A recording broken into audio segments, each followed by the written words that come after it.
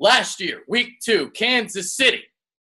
I just remember being very frustrated, scratching my head over some of the decisions that Doug Peterson made. Felt a lot like yesterday, didn't it? Unbelievable. Well, I'm a lot calmer after yesterday's loss than last year's loss after week 2, because maybe this is the trend of Doug Peterson teams. And I'm going to get into what I'm talking about in a second. So let's get back to last year's game. And let's think about last year and what happened in that game. The Eagles, a very disappointing loss, very lackluster effort on their part. But when you look at the head-scratching decisions, Darren Sproles, 10 carries for 48 yards. LeGarrette Blount didn't get one single carry. This was the big no-no for me coming out of this game. LeGarrette Blount, 0 carries.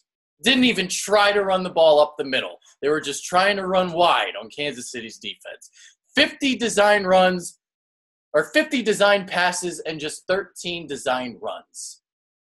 I'm scratching my head. I'm like, Doug, why are you deserting the running game? Especially with that offensive line. Run the football. Let's get into the head-scratching decisions of yesterday. 26 snaps for Joshua Perkins, 17 snaps for Dallas Goedert. That is unacceptable. I know what his reasoning was after the game. He was talking about formations and how he didn't want to hinder things.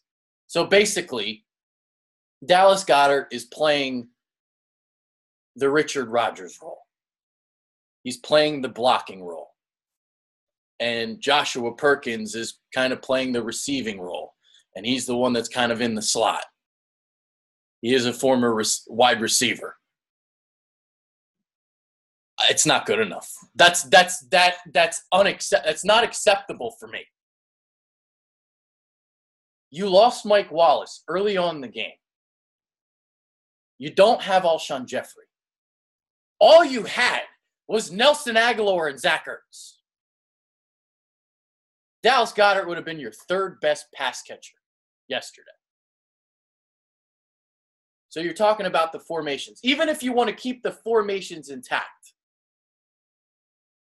use the pass plays that Dallas Goedert, in the formations that Dallas Goedert is supposed to be in.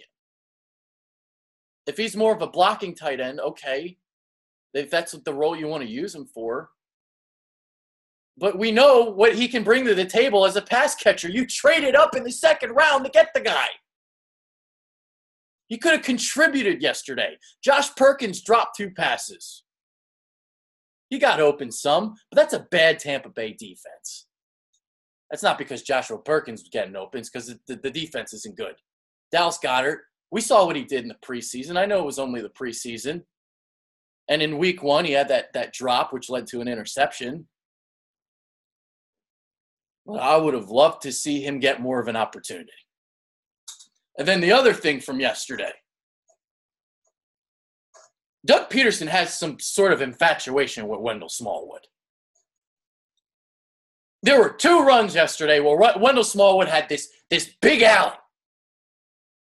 An alley wider than Kim Kardashian's vagina, and he couldn't even see it. He runs left when there's a hole this big. He did it twice. 7 carries for Smallwood for 28 yards, 4 yards per carry. You think that's pretty good. Well, considering how much push the offensive line was getting, 4 yards per carry, that's pathetic. Corey Clemens, 6 carries for 30 yards. He looked so much more explosive when he had the ball in his hands. 6 carries for him, 7 for Smallwood. I know that it's Deuce Staley who kind of, tells who to go out there. He's the one in charge of the running backs and the rotations. But come on. Go to Doug or go to Deuce. Tell Deuce, yo, listen. Smallwood ain't getting it done. 7 carries for Wendell Smallwood and only 6 for Clement. And yeah, Doug kind of got pass happy yesterday. They did get down. Obviously, You had to come from behind, so you didn't run as much.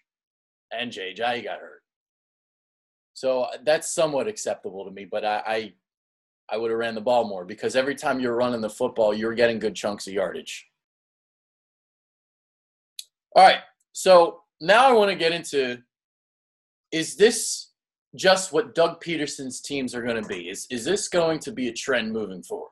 All right, so we kind of know the notion that the first month of the season is kind of like the preseason, the actual preseason, the preseason before the actual season. There's the preseason, which is just garbage, and then there's the first month because now that practices are limited and you can't have as much practice time and as much time spending with your teammates as you used to in the past, we get this product now that we see the first month, just a lot of sloppy football. So let's go back to last year. If this is a trend moving forward to Doug Peterson's teams, let's think back to last year. So week 3 against the Giants, the Eagles still weren't a well-oiled machine at all. They needed that Jake Elliott field goal to steal that victory against the Giants out of all teams, the team that stunk last year. I know that the Giants usually kind of give the Eagles fits a little bit, but even that Giants game. So you finally start to turn things around with the running game. Doug Peterson shows humility. He gives LeGarrette Blount the ball. They run the football a little bit more, but they barely squeak out a win against the Giants. Then they played the Chargers in week 4, and they were able to squeak out a win there as well. So they moved to 3-1. But it wasn't until week 5 where everything clicked. Everything clicked with the offense. And maybe that's something we see this season as well. And obviously that's something that you want to see from your football team. You want to see your team get better and better each and every week. Each and every week your team improves. And then by the time you reach the playoffs, I mean, we saw, again, using that well-oiled machine term, that team was unstoppable in the postseason. And maybe that's something you see this year as well. So heading into week 3 now, all right, Doug, you got bashed for playing Perkins over Goddard. Figure out a way to get Goddard more snaps next week. Figure out a way to get Corey Clement the ball more and not Wendell Smallwood. So show some humility. He'll probably improve there. You're going to have Carson Wentz back now. I do think it's going to take a couple games for him to get back, acclimated and, all that. So I'm curious to see this year, when do the Eagles become the well-oiled machine this year? Because, again, going back to week 5, that was the Cardinals game. And that was the first game that Carson Wentz threw 3 touchdowns in his career. So you had that game, and then they just started blowing everybody out. They played Chicago. They played San Francisco, Denver. They just went and started beating up on everybody. And I'm hoping that's what kind of happened this year too. So you get the first month of the season out of the way. You'll have guys coming back from injury. So you'll kind of build the cohesion. I think the team will be better as the season goes along. Players will be back from injury. And by the time you get to the point where you're getting into the postseason, the Eagles will be in good shape by then. And I believe that. And Doug Peterson proved it last year.